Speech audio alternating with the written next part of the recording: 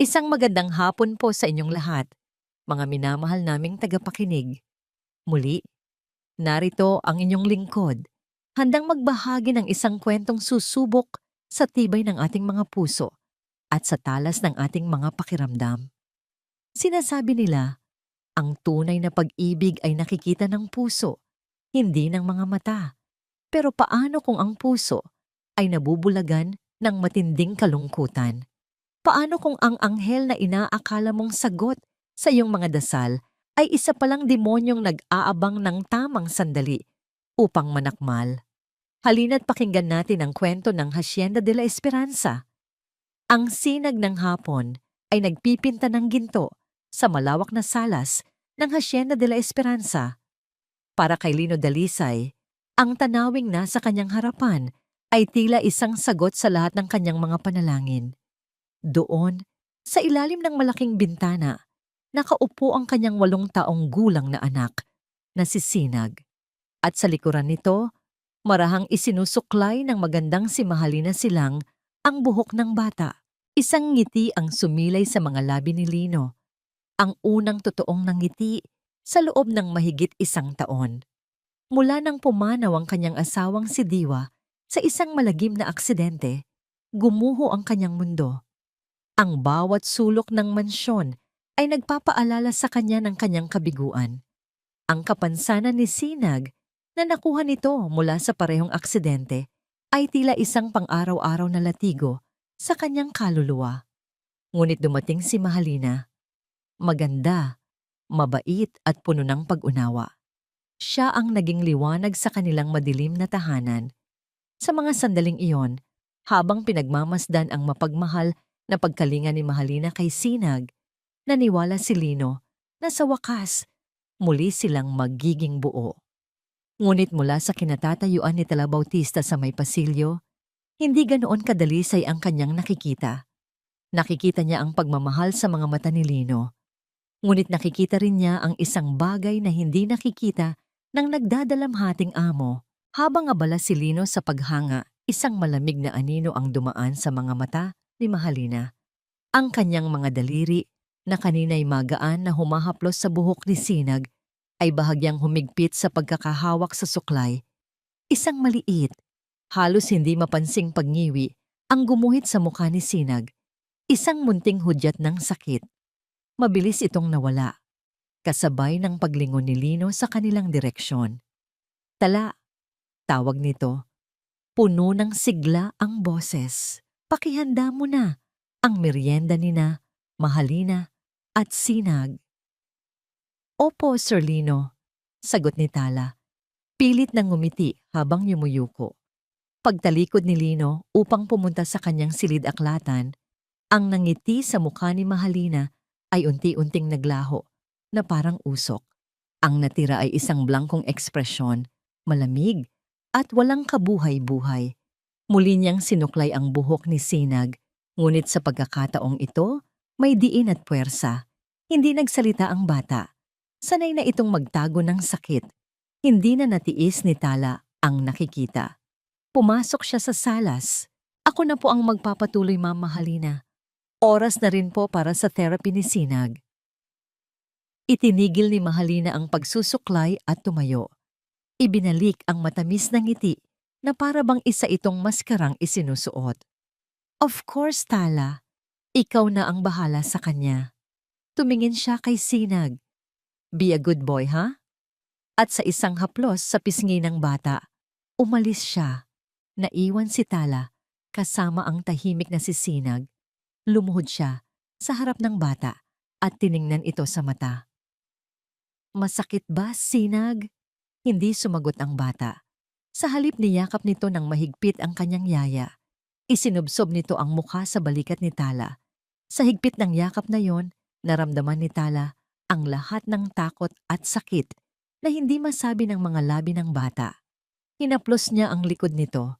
Siya ang naging kanlungan ni Sinag mula pa noong mawala si Doña Diwa. Siya ang nakakaalam ng bawat hikbi, ng bawat bangungot. Maya-maya pa, habang tinutulungan ni Tala si Sinag sa mga ehersisyo nito, bumalik si Lino. Tala, sabi nito, Ang ngiti ay hindi pa rin nawawala. Hindi ba't isang biyaya si Mahalina? Napakagaan ng loob sa kanya ni Sinag. Tingnan mo, ngayon lang siya muling naging masigla. Napatitig si Tala kay Lino. Gusto niyang sumigaw. Gusto niyang sabihin na hindi sigla ang nakikita niya sa bata, kundi takot. Gusto niyang isumbat na ang anghel na sinasamba nito ay may tinatagong sungay. Ngunit paano?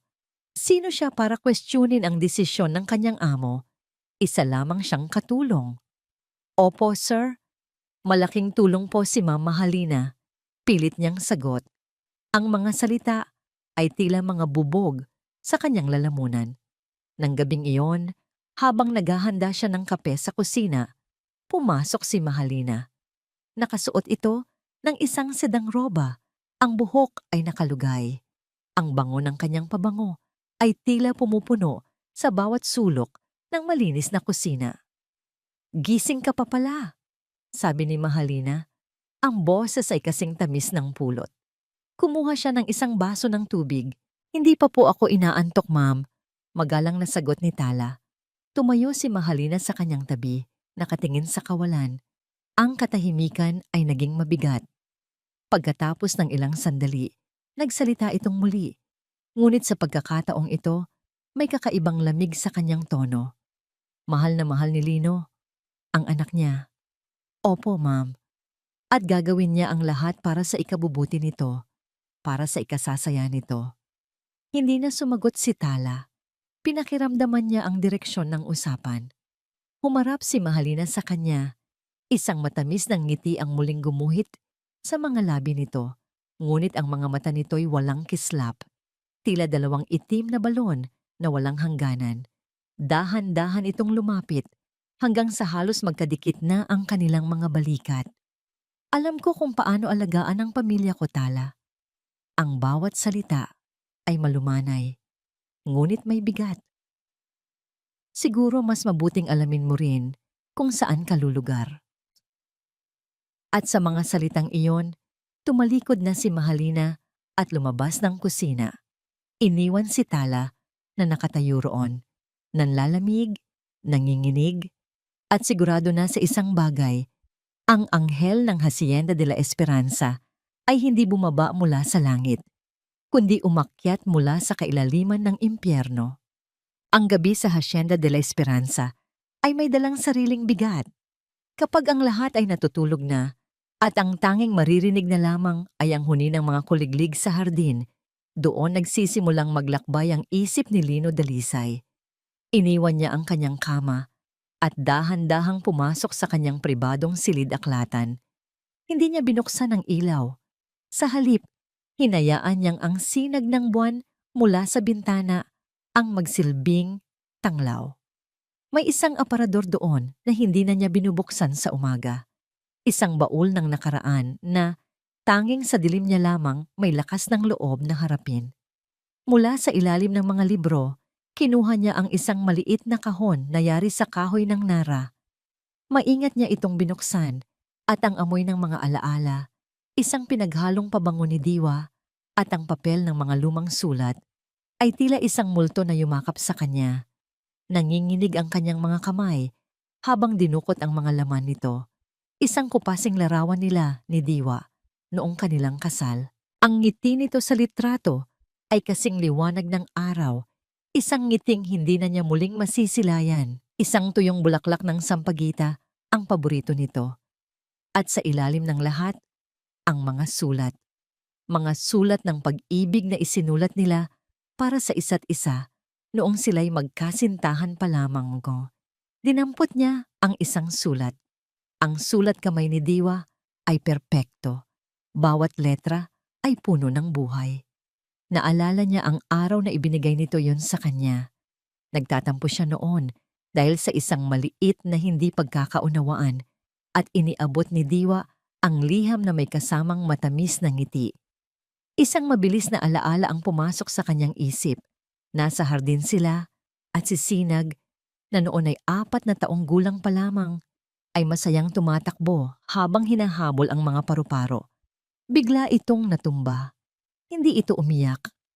Sa halip, Tumawa ito at ipinakita sa kanila ang isang bulaklak na napitas nito. Para sa'yo, Mama, sabi ng munting bata. Lumapit si Diwa, hinalikan ng tuhod na may kaunting galos at niyakap ang anak. Tumingin ito kay Lino. Ang mga mata nito'y nagniningning. Hindi ba tayo na ang pinakamaswerteng mga tao sa buong mundo? Mahal ko? Isang butil ng luha ang pumatak mula sa mata ni Lino, tumama sa lumang papel. Pinunasan niya ito kaagad, ngunit ang mantsa ng sakit ay naroon na. Pagkakasala. Iyon ang salitang bumabalot sa kanyang puso. Kung sana'y hindi siya umalis noon para sa business trip na yon. Kung sana'y siya ang nagmamaneho. Kung sana, hindi mo kailangang itago ang lungkot mo, Lino. Isang malambing na boses ang bumasag sa katahimikan. Napalingon si Lino. Nakatayo sa may pintuan si Mahalina. Ang anyo niya'y malambot sa ilalim ng liwanag ng buwan. Hindi niya namalayan ang pagdating nito. Dahan-dahan itong lumapit, hindi nagsalita, at umupo sa tabi niya. Tiningnan nito ang kahon. Siya ba yan? Tumango lamang si Lino, hindi makapagsalita. Inilagay ni Mahalina ang kanyang kamay sa balikat ni Lino. Isang haplos na puno ng pag-unawa. Napakaganda niya, at alam kong minahal ka niya ng sobra. Huminga ito ng malalim. Sa tingin mo ba, gugustuhin ni Diwa na makita kang ganito? Araw-araw na sinisisi ang sarili? Lino, ang buhay ay para sa mga nabubuhay. Ang mga salita ni Mahalina ay tila balsamong humaplos sa kanyang mga sugat. Iyon ang mga bagay na gusto niyang marinig. Iyon ang mga bagay na hindi kayang sabihin ng iba sa kanya. Ang mga kaibigan niya ay nagsasabing, move on. Ang mga kasambahay ay tinitingnan siya na may halong awa. Ngunit si Mahalina, naiintindihan siya nito. Paano? Halos pabulong na tanong ni Lino. Paano ako babangon kung sa bawat paggising ko, nakikita ko si Sinag na nahihirapan dahil sa kapansanan niya. Kasalanan ko ang lahat. Hindi mo kasalanan yon, mariing sabi ni Mahalina. Isang aksidente ang nangyari at si Sinag, kailangan kanyang makitang malakas. Kailangan niya ng isang buong pamilya. Sakto namang pumasok si Tala, may dalang isang tasa ng mainit na kape. Sir, nagtimpla po ako ng kape. Baka po hindi kayo makatulog. Natigilan siya nang makita ang eksena. Tumingin si Lino kay Tala. Sa isang iglap, ang tingin na dati puno ng pagtitiwala ay nabahiran ng inis. Nakita niya ang pag-aalala sa mga mata ni Tala. Ngunit sa isip niya'y isa itong panghihimasok. Isang paalala na may mga matang laging nakamasid sa kanyang kahinaan. Salamat, Tala. Ilapag mo na lang dyan. Ang boses niya ay malamig at walang emosyon. Mabilis na inilapag ni Tala ang tasa at tahimik na umalis. Naramdaman niya ang pagbabago sa pakikitungo ng amo. Nang sila na lang ulit, muling nagsalita si Mahalina. Huwag mong isipin ang sasabihin ng iba, Lino. Ang mahalaga ay kayo ni Sinag. Tumingin si Lino sa mga mata ni Mahalina. Sa mga sandaling iyon, hindi na niya nakita ang anino ng pagdududa. Ang nakita niya ay pag-asa. Isang daan palabas sa madilim na kuwebang kanyang kinaroroonan. Tumayo siya at isinara ang kahon ng mga alaala. Isang simbolikong kilos, isang desisyon. Tumingin siya kay Mahalina. Isang bagong determinasyon ang mababasa sa kanyang mukha. Tama ka. Panahon na para bumangon, para kay Sinag. At sa paraan ng kanyang pagtingin kay Mahalina, malinaw na para sa kanya. Si Mahalina ang sagot. Siya ang simula ng pagbangon na yon, lumipas ang ilang araw. Isang bagong sigla ang unti-unting bumabalik sa Hacienda de la Esperanza. O kahit iyon ang nakikita ni Lino. Ngumingiti na siyang muli, nakikipaglaro kay Sinag sa hardin habang si Mahalina ay masayang nanonood. Para sa lahat ng nakakakita mula sa malayo, sila ay isang perpektong larawan ng isang pamilyang muling nabubuo. Ngunit para kay Tala, ang bawat ngiti ni Mahalina ay isang babala. Ang bawat tawa ay may kasamang anino, lalo na't napapansin niyang umiiwas na sa kanya si Sinag kapag nasa paligid si Mahalina na para bang isang batang tinuruan na magtago ng lihim. Isang hapon, habang nag-aayos si Tala ng mga bulaklak sa florera, narinig niya ang masayang boses ni Mahalina mula sa salas. "Tingnan mo, Sinag! Ito ang litrato ng daddy at ng mommy diwa mo noong kanilang kasal. Ang ganda-ganda niya, hindi ba?" Sumilip si Tala mula sa komedor. Nakita niya si Mahalina na hawak-hawak ang malaking silver-plated na picture frame na nakapatong sa isang espesyal na mesa sa gitna ng salas. Ito ang paboritong larawan ni Lino, ang sentro ng kanilang tahanan. Si Sinag naman ay nakatayo sa tabi nito, tahimik na nakatingin sa larawan ng kanyang ina. "Halika, lapit ka pa," sabi ni Mahalina. Ang boses ay puno ng paglalambing.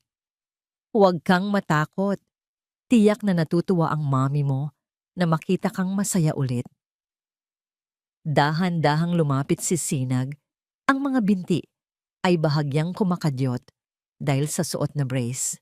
Iniabot nito ang kanyang maliit na kamay, akmang hahaplusin ang salamin ng litrato. At sa isang iglap, nangyari ang lahat. "Ay!" Isang tili ang pinakawalan ni Mahalina. Sinag, mag-ingat ka." Kasabay ng kanyang sigaw, isang malakas na kalabog ang umalingaw-ngaw sa buong kabahayan. Ang silver frame ay bumagsak sa sahig na gawa sa marmol. Ang salamin ay nagkadurog-durog. Kumalat na parang mga bituin ng pighati sa paligid ng nakangiting mukha ni Lino at Diwa. Mabilis na tumakbo si Tala patungo sa salas. Nadatnan niya si Sinag na nakatayo, tulala, ang mga matay nanlalaki sa takot. Si Mahalina naman ay nakaluhod sa sahig. Ang mukha ay nagpapahayag ng pagkagulat at pag-aalala. Anong nangyari?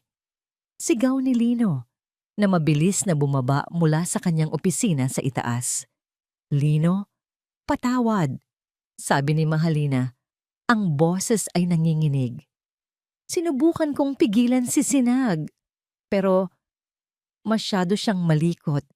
Bigla niyang hinablot ang picture frame. Hindi ko naagapan. Ang kanyang mga mata ay nagsimulang mamasa-masa. Isang perpektong pag-arte ng isang taong nabigla at nasasaktan para kay Lino. Ang mga mata ni Lino ay napako sa basag na larawan, sa nawasak na simbolo ng kanyang pinakamasayang alaala. Pagkatapos, ang mga ito'y napunta kay Sinag, na ngayon ay nanginginig na sa takot. "Sinag!" Ang boses ni Lino ay dumagundong, malakas at puno ng bigo. Ito ang unang pagkakataon na napagtaasan niya ng boses ang anak mula nang mangyari ang aksidente. "Bakit mo ginawa yon? Alam mo kung gaano kahalaga sa akin ang litratong yan." Napaurong si Sinag. Ang kanyang mga labi ay nangatal. "Hey, hindi. Hindi po ako. Huwag ka nang magsinungaling," putol ni Lino. "Nakita ni Mahalina. Bakit kailangan mong maging ganyan?" Ang bawat salita ni Lino ay tila isang suntok sa dibdib ni Tala. Nakita niya ang lahat. Nakita niya kung paanong bahagyang itinulak ni Mahalina ang kamay ni Sinag at pagkatapos ay binitawan ng frame. Isang kilos na napakabilis, napakatuso. Ito ay sinadya. Gusto niyang magsalita, ipagtanggol ang bata. Ngunit nang magtama ang kanilang mga mata ni Mahalina, nakita niya ang isang malamig na tagumpay sa likod ng mga pekeng luha nito. Isang tingin na nagsasabing, "Subukan mo. Tingnan natin kung sino ang paniniwalaan niya." Napaiyak na ng tuluyan si Sinag, hindi dahil sa galit ng kanyang ama, kundi dahil sa sakit ng kawalang katarungan.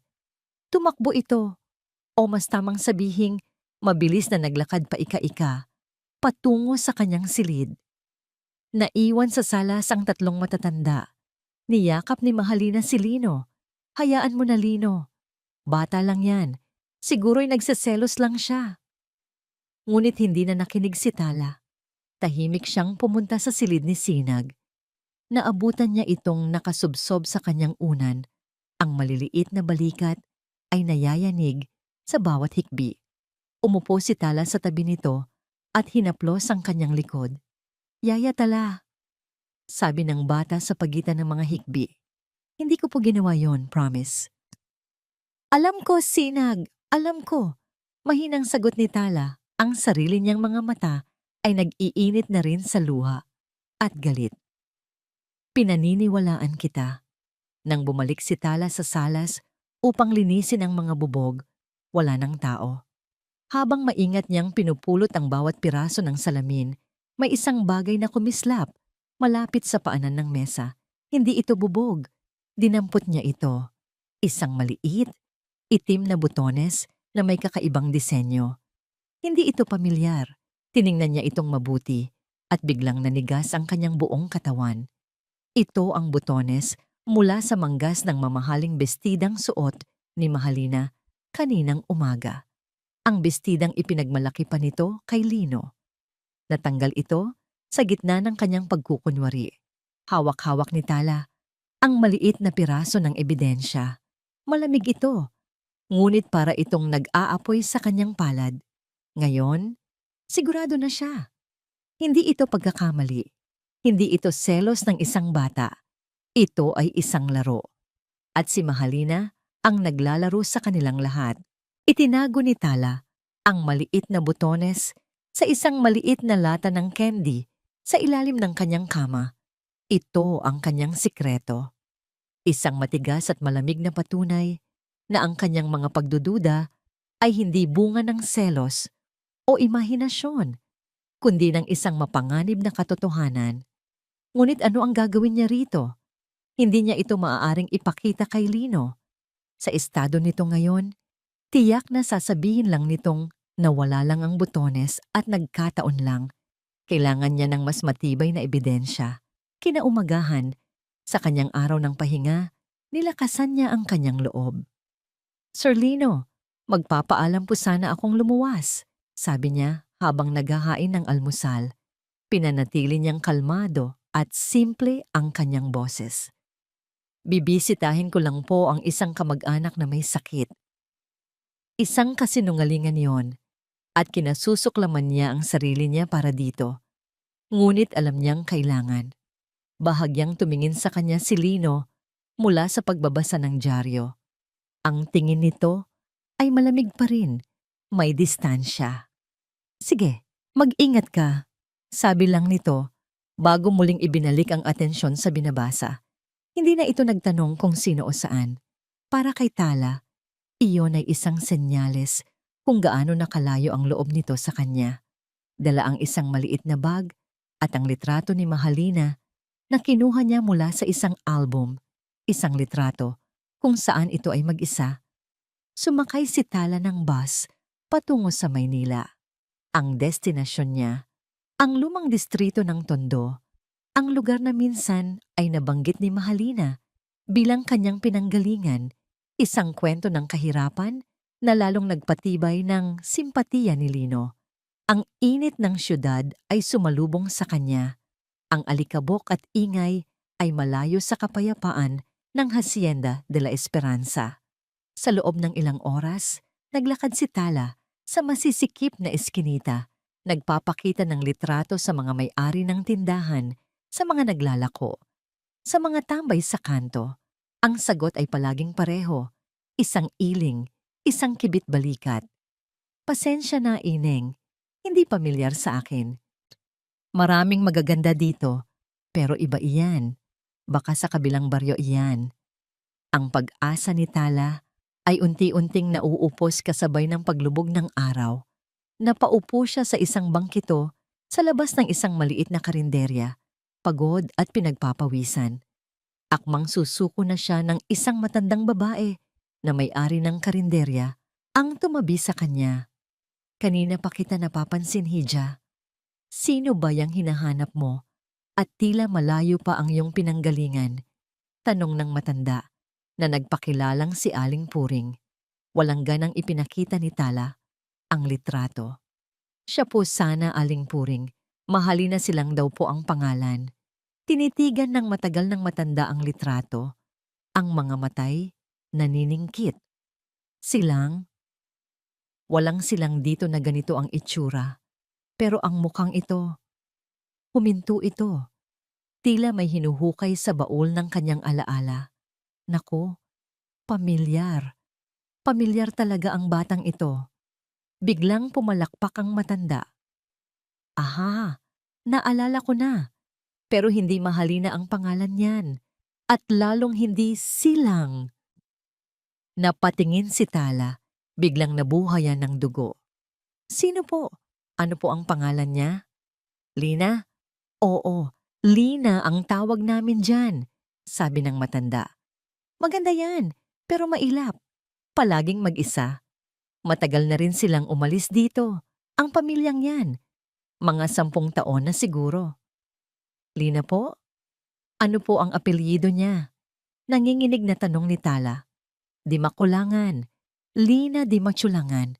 Ang pamilyang palaging laman ng tsismis noon dahil may kung anong issue sa lupa sa probinsya. Di Makulangan. Ang pangalan ay tila isang kulog sa pandinig ni Tala. Narinig na niya ang apelyidong yon dati sa mga lumang kwento ng mga matatandang katulong sa hasyenda.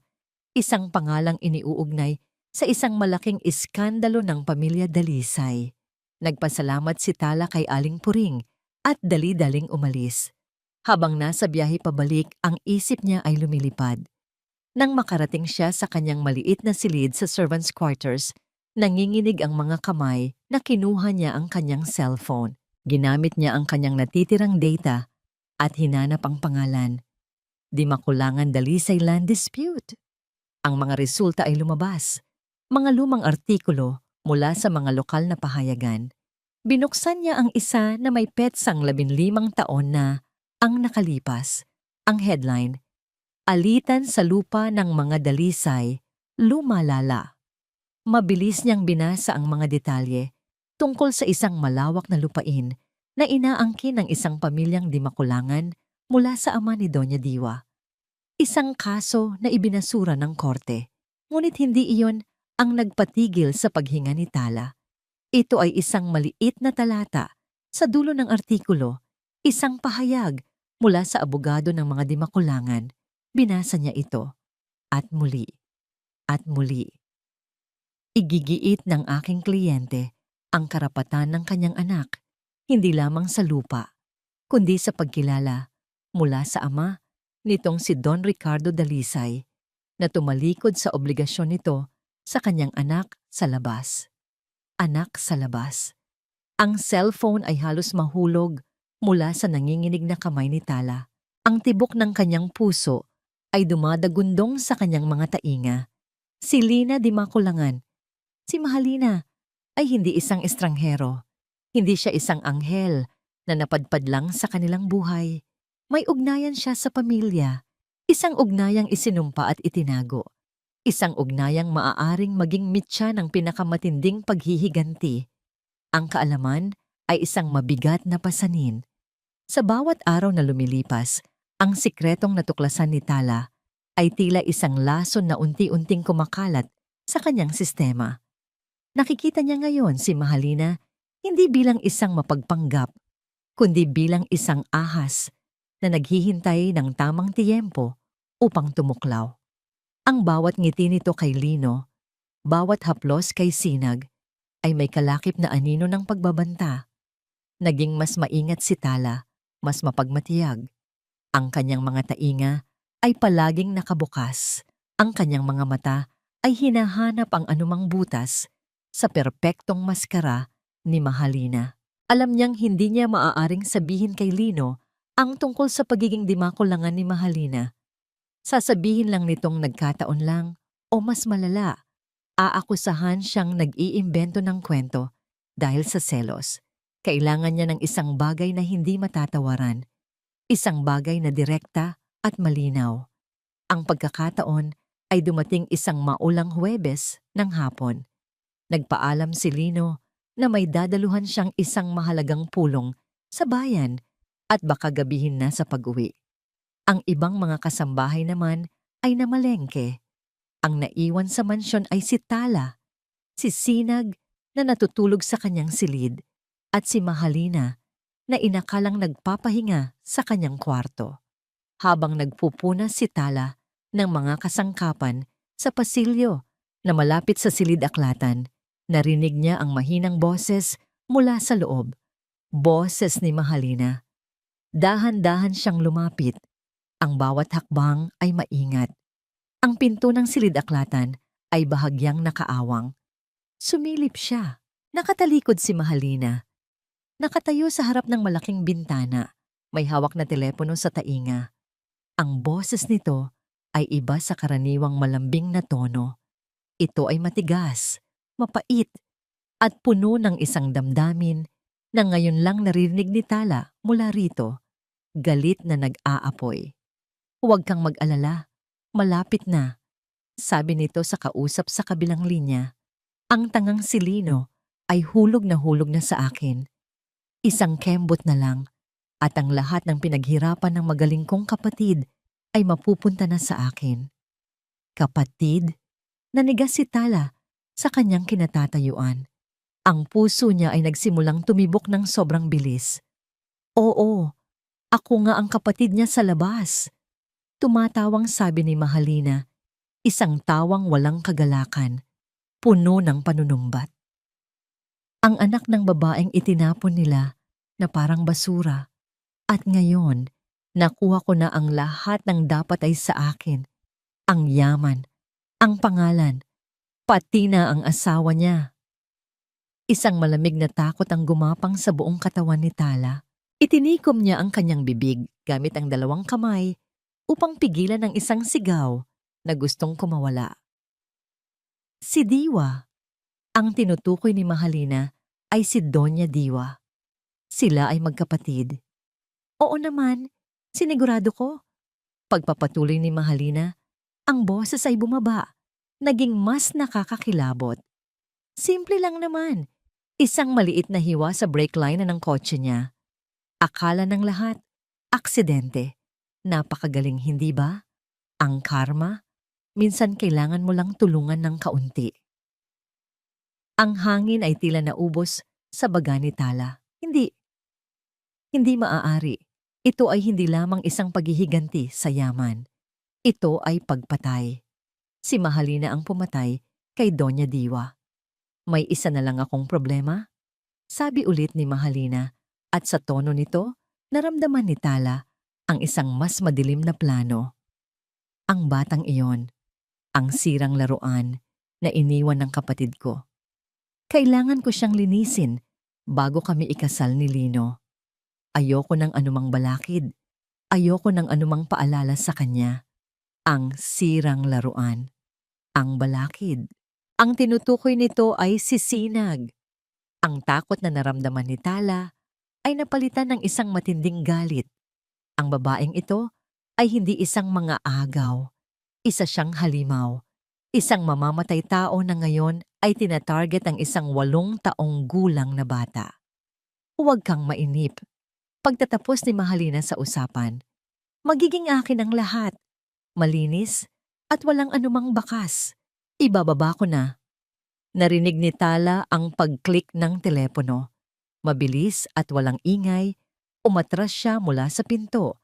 Nagtago sa likod ng isang malaking florera sa pasilyo. Ang kanyang buong katawan ay nanginginig. Ang kanyang isip ay nag-uunahan sa kung anong dapat gawin. Sakto namang bumukas ang pinto sa ibaba. Dumating si Lino, mas maaga kaysa sa inaasahan. "Tala?" Tawag nito. Ang mukha ay masaya at nagliliwanag. Ngumiti ito ng malapad.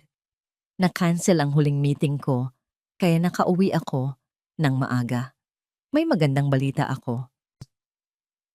Lumabas si Tala mula sa kanyang pinagtataguan. Pilit na kinokontrol ang panginginig ng kanyang katawan. "Sir," iyon lang ang nasabi niya. Hindi napansin ni Lino ang pamumutla at takot sa mukha ni Tala.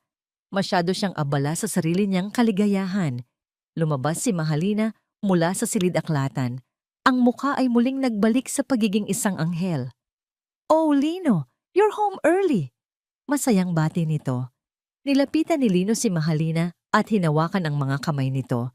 Tumingin siya kay Tala, ang mga matay nagniningning sa tuwa. Mag-propose na ako sa kanya ngayong Sabado. Masayang balita ni Lino. Nakapagdesisyon na ako. Tulungan mo akong maghanda ng isang sorpresa, Tala. Gusto kong maging perpekto ang lahat. Ang mundo ni Tala ay gumuho. Ang lalaking nasa harap niya ay masayang naghahanda na ialay ang kanyang buhay sa babaeng pumatay sa kanyang asawa at ngayon ay nagpaplanong patayin ang kanyang anak. Ang oras ay tumatakbo at nauubos na ito. Ang mga sumunod na araw ay tila isang lagnat na panaginip para kay Tala. Ang buong hasyenda ay napuno ng excitement para sa nalalapit na sorpresa. Si Lino, na ngayon ay ganap ng nakalaya mula sa kanyang kalungkutan, ay abalang-abala.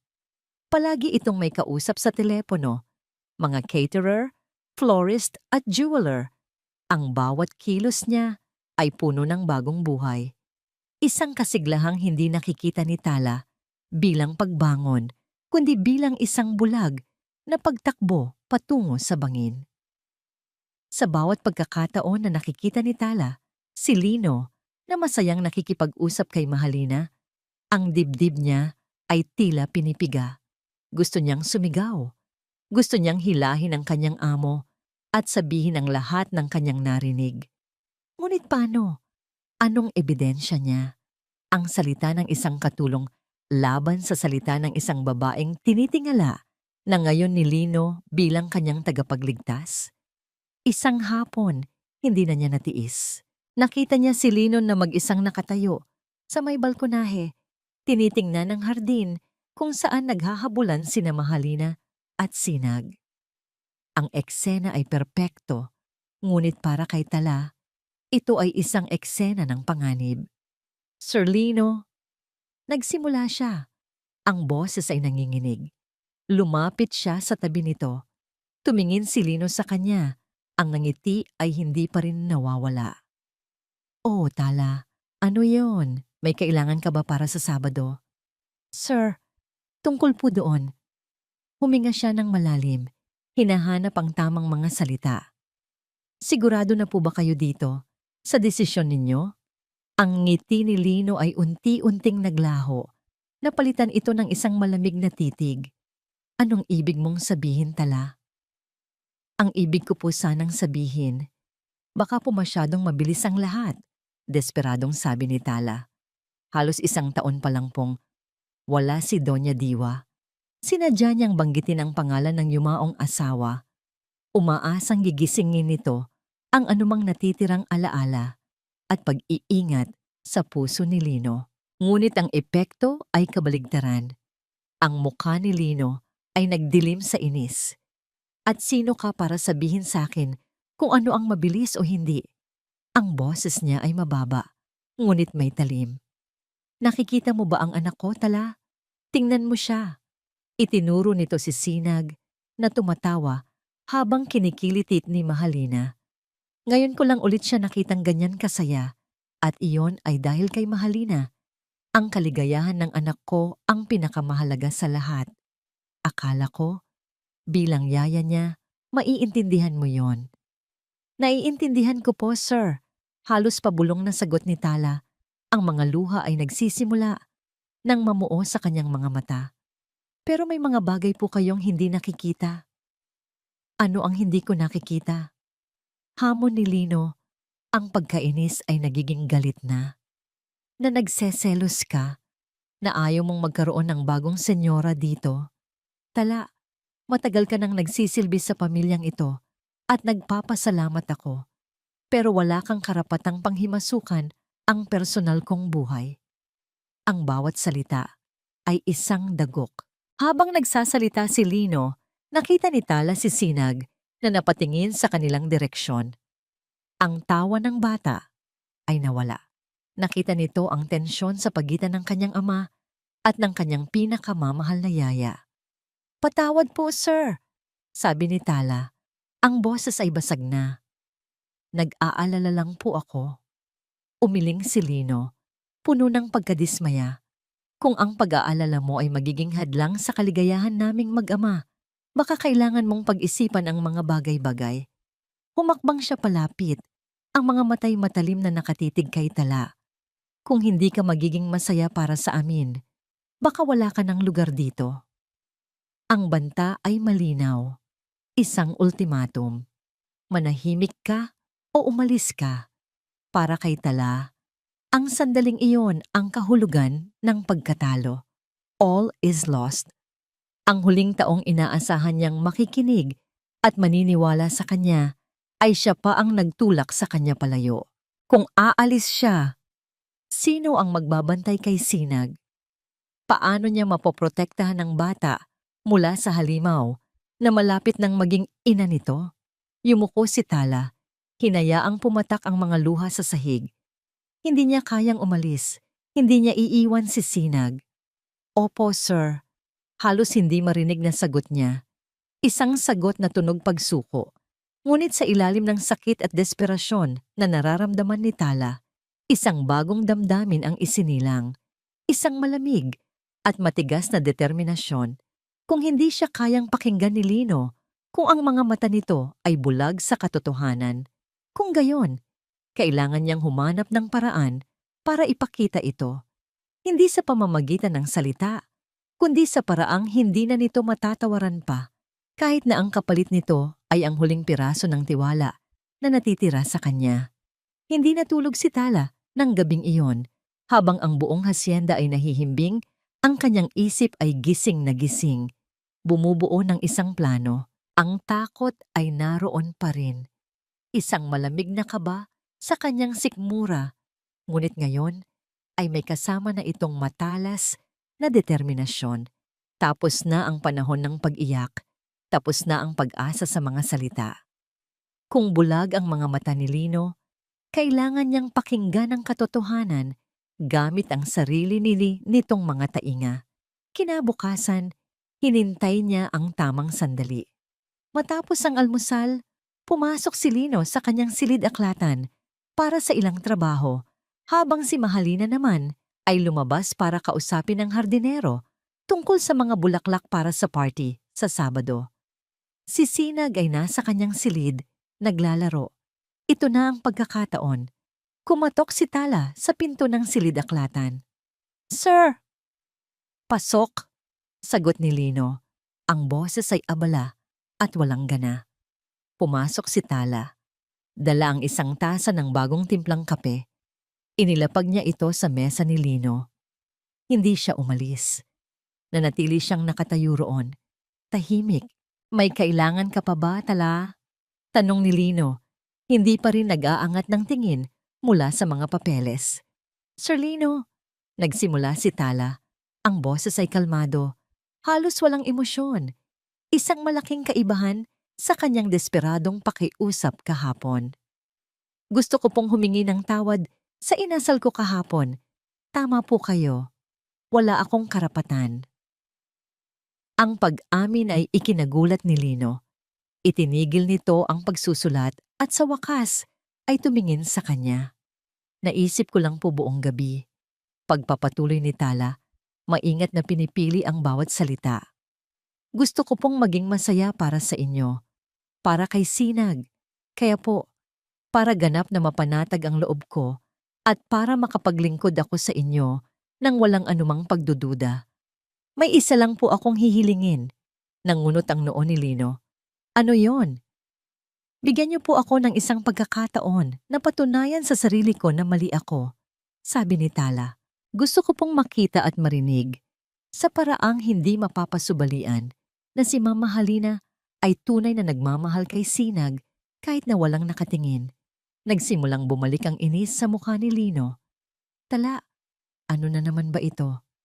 "Isa lang pong pagsubok, sir," mabilis na sabi ni Tala. Hindi hinayaang uminit ang ulo nito. "Isang huling pakiusap. Pagkatapos nito, ipapangako ko, hindi na ninyo maririnig ang anumang reklamo mula sa akin." Tinitigan niya ito sa mata. "Dahil naniniwala po ako sa isang bagay. Ang katotohanan ay hindi kailanman natatakot na masubok." Ang huling pangungusap ay tumagos. Natigilan si Lino. May luhika sa sinabi ni Tala. Isang luhika na mahirap niyang tutulan. Anong klaseng pagsubok? Tanong nito. Ang boses ay may bahid pa rin ng pagdududa. Pagkatapos noon, mabilis na ipinaliwanag ni Tala ang kanyang plano. Pumunta siya sa silid ni Sinag. Nakaupo ang bata sa sahig, malungkot na pinaglalaruan ang kanyang mga laruan. Lumuhod si Tala sa tabi nito at inilabas ang isang bagay mula sa kanyang bulsa. Isang maliit at antigong music box na gawa sa kahoy. Sinag, mahinang sabi ni Tala. Naalala mo ba ito? Tumango ang bata. Iyon ang huling regalo sa kanya ni Doña Diwa bago ito mawala. Gusto ni Mami na patugtugin mo ito para sa kanya ngayon, sabi ni Tala, habang pinipihit ang susi sa likod ng kahon. Isang malambing at pamilyar na himig ang nagsimulang tumugtog. Patugtugin mo lang ito, ha? Huwag mong hahayaang may magpatigil nito para marinig ni Mami sa langit na naaalala mo siya. Ang mga mata ni Sinag ay nagliwanag. Para sa kanya, ito ay isang mahalagang misyon. Tumango siya ng may determinasyon. Iniwan ni Tala si Sinag sa salas, kung saan malinaw itong makikita mula sa bahagyang nakaawang na pinto ng silid-aklatan. Bago yon, maingat niyang inilagay ang cellphone ni Lino sa likod ng isang makapal na libro sa estante. Itinapat ang mikropono sa direksyon ng salas. Sinimulan niya ang voice recorder app. Bumalik siya sa silid-aklatan kung saan naghihintay si Lino. Ang mukha ay puno ng pagkainip. Diyan lang po kayo sa likod ng kurtina, sir. Makinig po kayong mabuti, utos ni Tala. Sumunod si Lino, halatang napipilitan lang. Habang nagtatago siya, bumulong ito ng may halong sarkasmo at pagbabanta. Para lang mapanatag ang loob mo, Tala. Pagkatapos nito, ayoko nang marinig ang anumang reklamo. Hindi sumagot si Tala. Ang kanyang trabaho ay tapos na. Ang pain ay nailagay na. Tumayo siya sa dulo ng pasilyo kung saan hindi siya makikita ngunit sapat ang layo upang magmatiyag. Nagsimulang tumugtog ang himig mula sa music box. Ang malungkot na melodiya ay tila isang panawagan sa katahimikan ng malaking bahay. Naghihintay. Ang lahat ay naghihintay. At pagkatapos ng ilang sandali, narinig nila ang mga yabag ni Mahalina na pababa ng hagdan. Sa likod ng mabigat na kurtinang amoy alakabok, pakiramdam ni Lino Dalisay ay isa siyang hangal. Ano ba itong ginagawa niya? Nagtatago sa sarili niyang pamamahay? Naglalaro ng isang walang kwentang laro para lamang pagbigyan ang isang katulong na sa tingin niya ay nagseselos lamang. Inisip niya ang singsing na nakatago sa kanyang aparador, ang mga plano para sa Sabado. Isang nangiti ang sumilay sa kanyang labi. Pagkatapos nito, matatahimik na si Tala.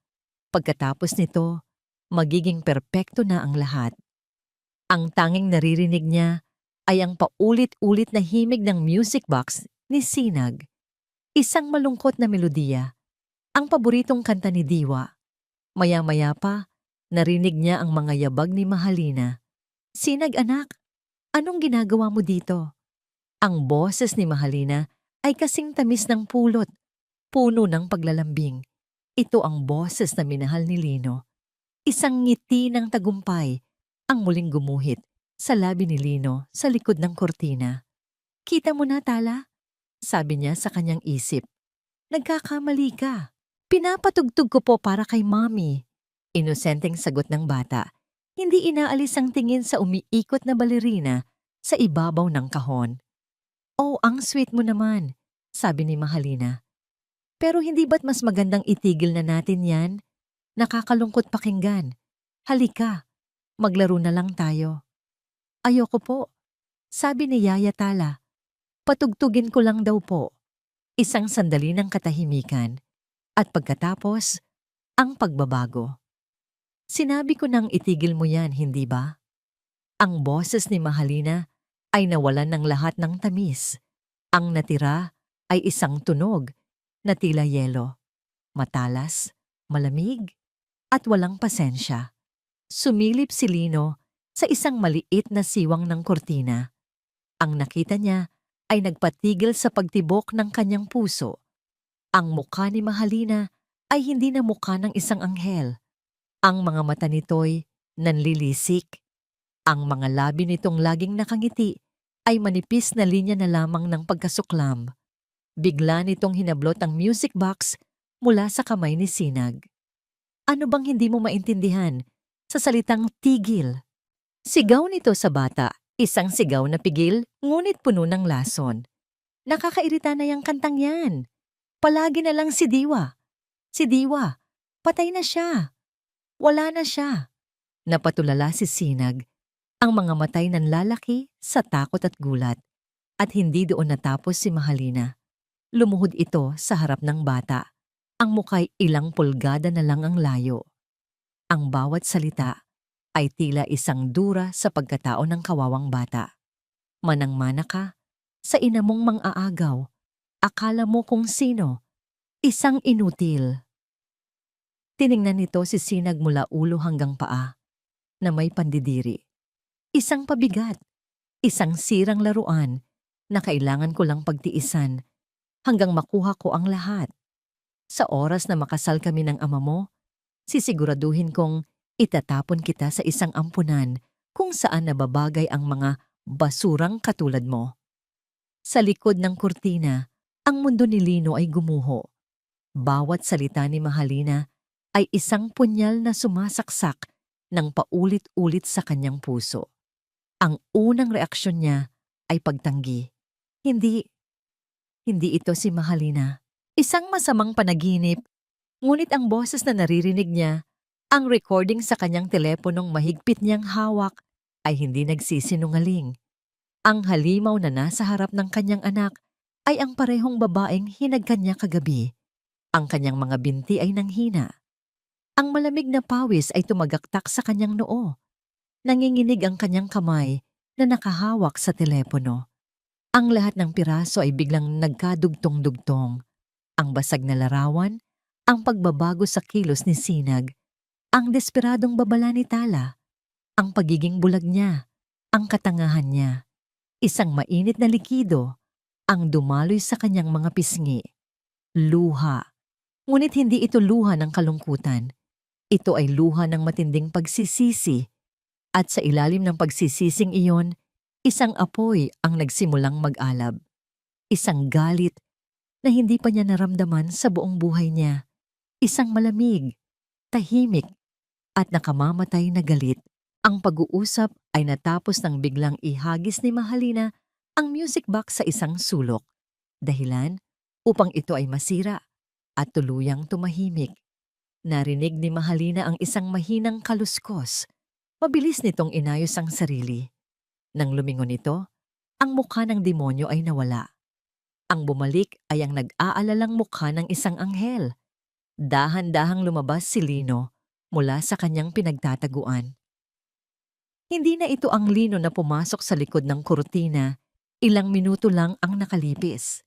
Ang lalaking nakatayo roon ngayon ay may mga matang walang emosyon, ngunit sa kailaliman nito ay may isang bagyong nagbabanta. Ang kanyang mukha ay tila isang maskara na gawa sa bato. Hindi niya tiningnan si Mahalina. Hindi niya tiningnan ang umiiyak niyang anak. Ang kanyang mga mata ay nakapako sa nag-iisang tao sa dulo ng pasilyo. Nakatingin siya kay Tala at sa isang tingin na yon, nakita ni Tala ang lahat. Ang pagguho ng isang mundo, isang tahimik na paghingi ng tawad, at isang madilim na pangako ng isang magistral na paghihiganti. Ang katahimikan kinabukasan ay kakaiba. Hindi ito ang karaniwang tahimik na dala ng kalungkutan na bumalot sa hasyenda sa loob ng isang taon. Ito ay isang katahimikang may bigat, isang pag-aabang. Bawat isa ay kumikilos ayon sa dati nilang gawi. Ngunit may isang kuryenteng dumadaloy sa hangin na tanging si Tala, at ngayon, si Lino ang nakakaramdam. Matapos ang insidente sa Silid-Aklatan, walang nagbago sa pakikitungo ni Lino kay Mahalina. Sa katunayan, ito ay lalo pang naging mas matamis. Kung dati ay malambing ito, ngayon ay sobra-sobra na. Palagi nitong hinahawakan ang kamay ni Mahalina, Hinahagkan ito sa noo at binibigkas ang mga salitang nagpapakilig dito. Para kay Mahalina, ito ang kumpirmasyon ng kanyang tagumpay. Ngunit para kay Tala, na nakakaalam na ngayon ng katotohanan, ang bawat matamis na kilos ni Lino ay isang nakakakilabot na paghahanda. Sila ay naging mga tahimik na alyado sa isang mapanganib na dula. Kinaumagahan, habang nag-iisa si Tala sa kusina, tahimik na pumasok si Lino.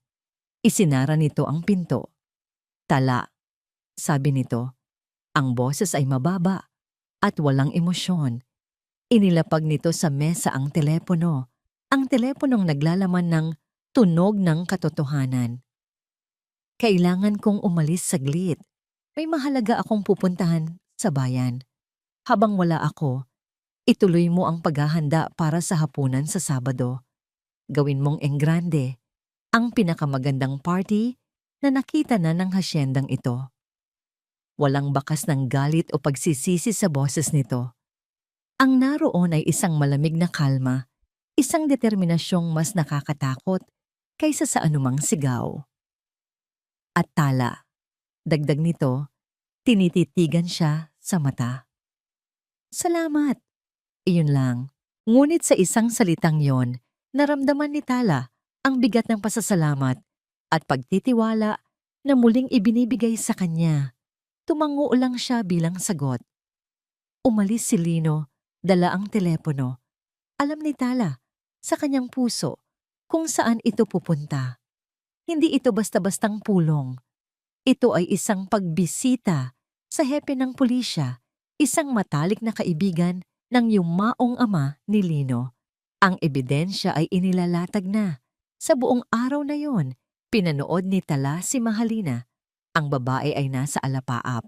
Nag-uutos sa mga katulong, pinipili ang kanyang isusuot at panay ang pagpaparinig tungkol sa isang napakagandang singsing na inaasahan niya. Ngunit paminsan-minsan, nahuhuli ito ni Tala na nakatitig kay Lino na may bahagyang pagkunot ng noo. Tila may isang maliit na bahagi sa kanyang isip na hindi mapalagay sa biglaang pagiging perpekto ng lahat. Ngunit mabilis din niya itong iwinawaksi. Kinukumbinsi ang sarili na ito na ang katuparan ng kanyang mga pangarap. Bago magsimula ang pagdating ng mga bisita, nakita ni Tala si Sinag na tahimik na nakaupo sa may bintana ng kanyang silid. Yakap-yakap ang sirang music box. Nilapitan niya ito. Malapit na itong matapos, Sinag, mahinang sabi ni Tala. Hinahaplos ang buhok ng bata. Pagkatapos ng gabing ito, hindi mo na kailangang matakot. Pangako. Tumingin sa kanya ang bata, ang mga matay puno ng pagtitiwala na muling nabuo. Isang maliit na ngiti ang sumilay sa mga labi nito. Dumating ang gabi. Ang salas at hardin ng Hacienda de la Esperanza ay napuno ng mga ilaw, bulaklak at mga piling bisita, mga kaibigan at kasosyo sa negosyo ng pamilya. Si Mahalina ay parang isang reyna, nakasuot ng isang kumikinang na pulang bestida, hindi maalis ang nangiti sa kanyang mga labi habang ipinapakilala siya ni Lino sa lahat bilang isang napaka-espesyal na tao sa aking buhay. Si Lino naman ay ang perpektong Ginoo, nakangiti, magalang, at puno ng pagmamahal para sa babaeng nasa kanyang tabi. Ngunit nahuhuli ni Tala ang mga sandaling pagtitig nito sa kawalan. Ang mabilis na pagkuyom ng kanyang mga kamao kapag nakatalikod si Mahalina. Habang naglalakad ang dalawa sa gitna ng mga bisita, hinawakan ni Lino ang kamay ni Mahalina at bumulong. Sapat lang para marinig ng nagdaraang si Tala. This will be a night you will never forget. Para kay Mahalina, ito ay isang pangako ng pag-ibig. Para kay Tala, ito ay isang sumpa. Dumating ang oras ng hapunan. Ang lahat ay nakaupo sa isang mahabang mesa na pinalamutian ng marangya. Ang kwentuhan at tawanan ay umalingaw-ngaw. Si Mahalina ay nasa rurok ng kanyang kaligayahan. Tinitingnan ang lahat ng yaman sa paligid niya na tila pag-aari na niya. Pagkatapos ng pangunahing putahe, tumayo si Lino. Kinuha niya ang kanyang baso ng alak at marahang tinapik ito gamit ang isang kutsilyo. Ang lahat ay tumahimik. Ang kanilang mga mata ay napako sa kanya, puno ng pag-aabang. Mula sa kanyang bulsa, dahan-dahang inilabas ni Lino ang isang maliit at eleganteng kahon na nababalutan ng pulang pilus. Ngumiti siya, isang ngangiting hindi umabot sa kanyang mga mata, at tiningnan ng diretso si Mahalina. Bago ang lahat, nagsimula siya. Ang kanyang boses ay malinaw at matatag sa katahimikan ng gabi. Mayroon akong ilang bagay na nais sabihin tungkol sa pag-ibig, sa katotohanan, at sa mga lihim na itinatago ng dilim. Nakatayo si Lino sa harap ng lahat. Hawak ang maliit na kahon na nababalutan ng pulang pelos. Ang mga mata ng lahat ay nasa kanya, lalo na ang mga mata ni Mahalina na nagniningning sa pananabik at tagumpay. Inaasahan niya ang isang singsing. Ang hindi niya alam, ang kahon ay walang laman. Ito ay isang props lamang sa huling akto ng kanyang dula. Ang pag-ibig, nagsimulang muli si Lino. Ang kanyang boses ay umaalingaw-ngaw sa tahimik na silid-kainan. Ay isang makapangyarihang bagay. Minsan, ito ay nagbibigay liwanag. Pero minsan, ito rin ang ginagamit na pantakip sa pinakamadilim na mga kasinungalingan.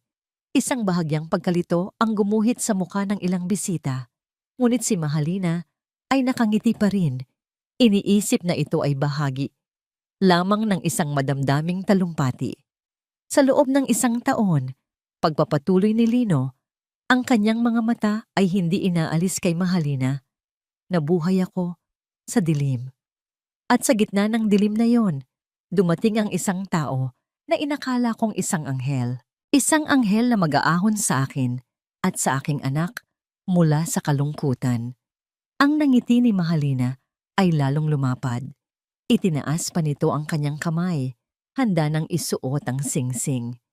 Ngunit natutunan ko, sabi ni Lino, ang kanyang boses ay unti-unting tumitigas, na ang pinakamagagandang mukha ay kayang magtago ng pinakakasuklam-suklam na mga kaluluwa. At ang pinakamatatamis na salita ay kayang bumigkas ng pinakamasasakit na kasinungalingan. Sa puntong yon, nagbago ang timpla ng lahat. Ang nangiti ni Mahalina ay nagsimulang maglaho. Naramdaman niya ang lamig sa tono ni Lino. May isang bagay kayong dapat marinig, sabi ni Lino. Hindi niya binuksan ang kahon. Sa halip, tumingin siya sa isang sound technician na nakatayo sa isang sulok na kanina pa naghihintay ng kanyang hudyat. Tumango si Lino. Isang pag-click. At pagkatapos, katahimikan.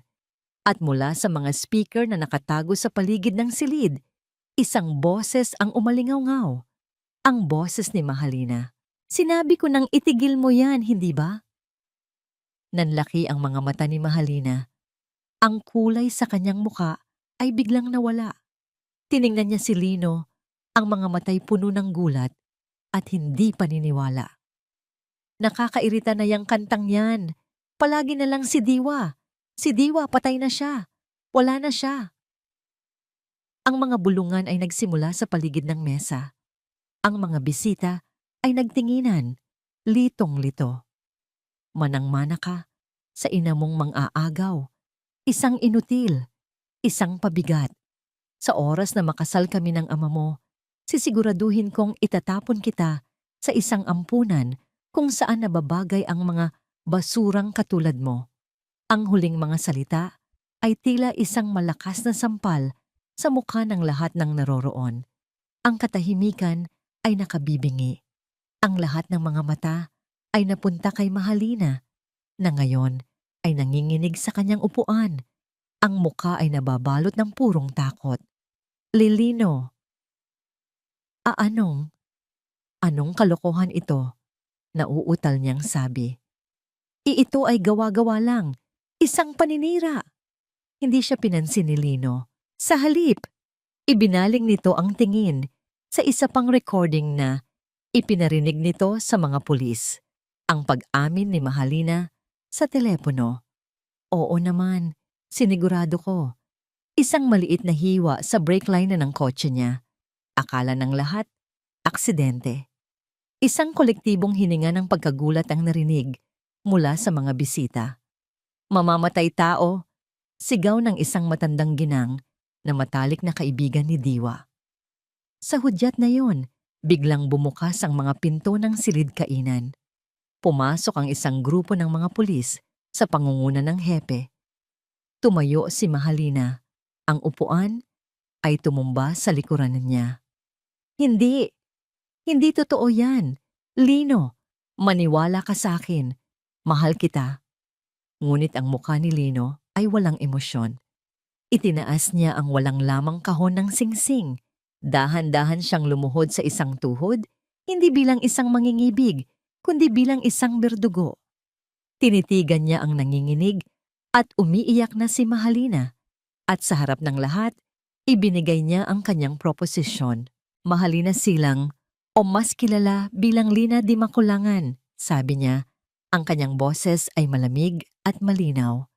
Tinatanggap mo ba ang habambuhay na pagkakakulong para sa pagpatay sa asawa ko at sa pagtatangkang sakta ng aking anak? Isang sigaw na puno ng galit at pagkatalo ang kumawala mula kay Mahalina. Sinugod niya si Lino, akmang kakalmutin, ngunit mabilis siyang napigilan ng mga pulis. Pinusasan ang kanyang mga kamay sa kanyang likuran. Habang hinihila siya palabas, ang kanyang mga mata ay puno ng apoy. Nagpumiglas siya, at sa huling sandali, nakita niya si Tala na tahimik na nakatayo malapit sa pinto ng kusina. Ikaw! Sigaw ni Mahalina. Ang boses ay paos sa galit, habang nakaturo kay Tala. May kasalanan ka rin dito. Hindi pa tayo tapos. Alila, tandaan mo yan. Hindi pa tayo tapos. At pagkatapos ay kinaladkad na siya palabas. Ang kanyang mga sigaw ay unti-unting humina hanggang sa ganap na maglaho sa katahimikan ng gabi. Ang party ay tapos na. Mabilis na naubos ang mga bisita. Ang bawat isa ay umalis nang may dalang bigat sa dibdib. Nag-iiwan ng mga bulungan ng pagkagulat at awa. Ang dating masayang bulwagan ay biglang naging malawak at malungkot. Ang mga palamuti at natirang pagkain sa mesa ay tila mga tahimik na saksi sa isang bangungot na naganap.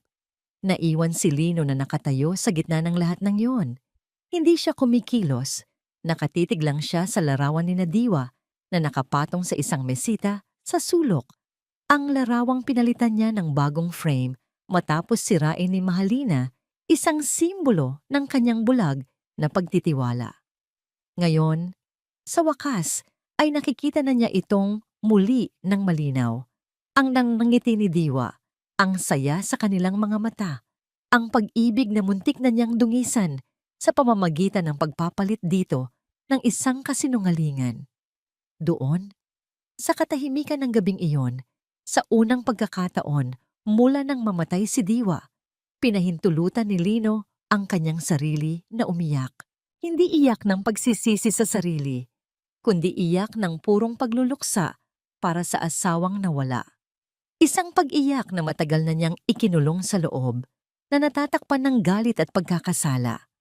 Umiyak siya para sa pag-ibig na ipinagkait sa kanya, para sa buhay na ninakaw mula sa kanila, at para sa katotohanang huli na niyang nalaman. Habang ang kanyang mga balikat ay nayayanig sa tahimik na pagluha, isang anino ang dahan-dahang lumapit. Hindi siya nagsalita. Inilapag lang nito sa kanyang tabi ang isang tasa ng mainit na tsa. Si Tala. Tumingala si Lino. Ang kanyang mga mata ay namumugto. Nakita niya si Tala, hindi bilang isang katulong, kundi bilang isang kaibigan, isang kakampi, ang tanging taong nanatiling matatag nang ang lahat sa paligid niya ay gumuho. Patawad. Halos pabulong na sabi ni Lino. Ang boses ay paos. Patawad, Tala, dahil hindi ako naniwala, dahil naging bulag ako. Umiling si Tala. Isang maliit at malungkot na ngiti ang sumilay sa kanyang mga labi. Ang mahalaga po, sir, ay mulat na kayo ngayon. Walang nang kailangang sabihin pa. Sa katahimikan sa pagitan nila, naroon ang pag-unawa, ang pasasalamat at ang simula ng isang bagong uri ng respeto. Maya-maya pa, umakyat si Lino sa silid ni Sinag. Ang bata ay gising pa, nakaupo sa kanyang kama, yakap ang isang luma nitong stuffed toy. Tumingin ito sa kanyang ama, ang mga matay puno ng mga tanong na hindi nito kayang bigkasin. Umupo si Lino sa gilid ng kama at sa unang pagkakataon, hinila niya ang anak sa isang mahigpit na yakap. Isang yakap na puno ng lahat ng salitang hindi niya masabi. Patawarin mo si Daddy, anak, bulong niya sa buhok ng bata. Patawarin mo ako kung hindi kita naprotektahan. Pangako, simula ngayon hindi na mauulit. Ako na ang bahala sa'yo. Palagi. Naramdaman niya ang pagtango ng bata sa kanyang dibdib. At pagkatapos, naramdaman niya ang maliliit na bisig ni Sinag na gumanti ng yakap sa kanyang leeg, mas mahigpit pa. Walang salitang namutawi sa bata, ngunit sa yakap na yon, naramdaman ni Lino ang kapatawaran at ang dalisay na pagmamahal na hindi kailanman nagbago. Hinalikan niya ang noo ng kanyang anak, isang halik na nangangako ng isang bagong simula. Paglabas niya ng silid, nakita niya si Tala na tahimik na naghihintay sa pasilyo, tila binabantayan ang kanilang pinto. Huminto si Lino sa harap niya. Ang bigat ng kanyang pagkakasala ay napalitan ng isang mas malalim na damdamin, utang na loob. May utang na loob ako sa'yo na hindi kayang bayaran ng pera. Tala, sabi ni Lino, ang bawat salita ay puno ng sinseridad. Hindi mo lang iniligtas si Sinag, iniligtas mo rin ako mula sa sarili ko. Ngumiti lang si Tala. Sa ngiting iyon, nakita ni Lino ang katapatan na hindi niya napansin noon. Pumasok si Lino sa kanyang silid-aklatan, hindi para magdalamhati, kundi para kumilos. Kinuha niya ang kanyang telepono at tinawagan ang numero ng kanyang abogado, isang matagal ng kaibigan ng pamilya. Miguel, Lino ito. Sabi niya nang sagutin ang tawag. Pasensya na sa oras. Pero may kailangan tayong ayusin sa mga papeles sa lalong madaling panahon. Huminto siya sandali. Tumanaw sa bintana kung saan nagsisimula nang sumilip ang liwanag ng bukang liwayway. Isang bagay na matagal ko nang dapat ginawa. Lumipas ang ilang linggo. Ang Hacienda de la Esperanza ay unti-unting bumabalik sa normal, ngunit isang bagong uri ng normal. Ang mabigat na ulap ng kalungkutan na matagal bumalot sa mansyon ay napalitan ng isang magaan at payapang hangin. Ang mga tawanan na maririnig ngayon ay hindi napilit. Ang mga ngitan niyang mga ngiti ay totoo. Isang umaga, ipinatawag ni Lino si Tala sa kanyang silid-aklatan. Nang pumasok si Tala, nakita niyang hindi nag-iisa ang kanyang amo. Kasama nito ang isang lalaking naka-Amerikana, ang abogado nitong si Miguel. May mga opisyal na dokumento na nakalatag sa ibabaw ng mesa. Tala, maupo ka, sabi ni Lino. Ang kanyang boses ay kalmado at magalang. Nag-aalangang umupo si Tala sa silyang nasa tapat ng mesa. Ramdam ang bigat ng pormalidad sa silid. Ano kaya ito? Bibigyan ba siya ng bonus? O, mas malala. Sasabihin bang hindi na siya kailangan? Ngumiti si Lino. Tila nabasa ang kaba sa kanyang mukha. Huwag kang mag-alala, Tala. Ito ay para sa isang magandang bagay. Inilahad ng abogado ang isang set ng mga papeles sa harap ni Tala. Tiningnan niya ito. Ang mga salita ay teknikal at mahirap unawain. Ngunit ang ilang mga parirala ay tumatak sa kanyang isipan. Legal guardianship, co-guardian, at ang mga pangalan nila, Lino Dalisay at Tala Bautista, na magkatabi, at sa ilalim ang pangalan ni Sinag Dalisay. Ano po ito, sir? Naguguluhang tanong ni Tala. Ang puso niya'y nagsimulang kumabog. Si Lino ang sumagot. Tala, sa mga mata ng batas, ako ang ama ni Sinag. Ngunit sa mga mata ng puso, At sa mga mata ng Diyos, alam nating pareho na sa loob ng mahabang panahon, ikaw ang nagsilbing tunay niyang tagapag-alaga. Ikaw ang kanyang ilaw. Ikaw ang kanyang kanlungan. Huminga siya ng malalim. Ang mga papel na yan, sabi niya, itinuturo ang mga dokumento, ay nagsasaad na ikaw ay magiging legal co-guardian ni Sinag. Ibig sabihin, mayroon kang opisyal at legal na karapatan sa pagpapalaki at pag-aalaga sa kanya. Hindi ka na lang isang yaya o katulong, ikaw ay pamilya. Ang mga luha ay biglang bumalong sa mga mata ni Tala. Tiningnan niya si Lino, hindi makapaniwala. Hindi ito bonus, hindi ito simpleng pasasalamat. Ito ay pagkilala, ito ay pagtitiwala. Ito ay isang karangalan na hindi niya kailanman pinangarap. Pero sir, hindi po ako karapat-dapat. Ikaw ang pinakakarapat-dapat sa lahat, Tala. Putol ni Lino. Ang kanyang boses ay puno ng sinseridad. Hindi mo lang iniligtas si Sinag. Iniligtas mo rin ako. Tinuruan mo akong muling makakita. At walang anumang halaga ang katumbas niyon. Pirmahan mo na, Tala. Nakangiting sabi ng abogado. Welcome to the family. Nanginginig ang kamay na kinuha ni Tala ang pluma. Sa bawat letra ng kanyang pangalan na isinusulat niya sa linya, nararamdaman niya ang pagbabago hindi lang ng kanyang estado, kundi ng kanyang buong pagkatao. Mula sa isang anino sa hasyenda, siya ngayon ay isang haligi nito. Pagkatapos ng pirmahan, sabay silang lumabas sa hardin. Ang araw ay maganda at ang hangin ay sariwa. Mula sa malayo nakita nila si Sinag. Hindi na ito malungkot na naglalakad. Sa tulong ng therapy at ng bagong sigla, mas mabilis na ang kanyang mga hakbang. Nakikipaghabulan ito sa isang tuta na bagong regalo sa kanya ni Lino. Nang makita sila ni Sinag, tumakbo ito palaapit. Ang muka ay puno ng purong kaligayahan. Hindi ito tumakbo papunta kay Lino lang. Tumakbo ito sa gitna nilang dalawa at niyakap sila pareho. Niyakap ni Lino at Tala ang bata. Ang kanilang mga kamay ay nagtagpo sa likod ni Sinag. Sa kauna-unahang pagkakataon, ang tatlong nasirang kaluluwa ay naging isang buo. Isang bagong pamilya. Hindi isinilang sa dugo, kundi binuo ng katapatan. Isinubok ng trahedya at pinagtibay ng isang pag-ibig na mas dalisay kaysa sa anumang yaman. Habang magkakasama silang nakatayo roon, pinapanood ang paglubog ng araw na nagpipinta ng kulay kahel at lila sa kalangitan. Alam ni Lino na ang Hacienda de la Esperanza ay sa wakas. Tunay nang nabubuhay ayon sa pangalan nito. Ito na ang kanilang hacienda ng pag-asa. Ang kanilang bagong simula. Maraming salamat po sa inyong pakikinig at pagsama sa amin sa kwentong ito.